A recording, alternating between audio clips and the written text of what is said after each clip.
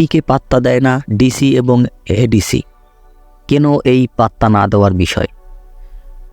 তো নারায়ণগঞ্জের মেয়র হচ্ছেন আইবি রহমান এবং নারায়ণগঞ্জের সংসদ সদস্য হচ্ছেন শামীম ওসমান।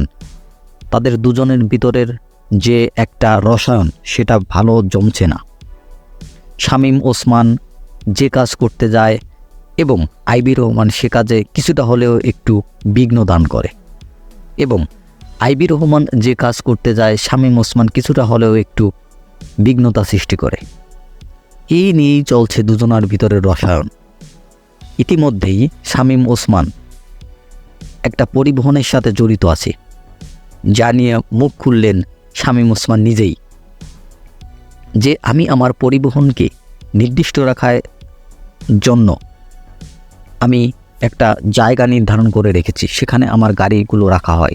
কিন্তু অন্য যে বাস মালিকরা বা গাড়ি চালকরা তারা তো তাদের নির্দিষ্ট জায়গায় রাখে না তাদের বাস এবং পরিবহনগুলো। তারা তো রাস্তায় রেখে যানজটের সৃষ্টি করে। এই বিষয়গুলো কেন দেখছে না আইবি রহমান?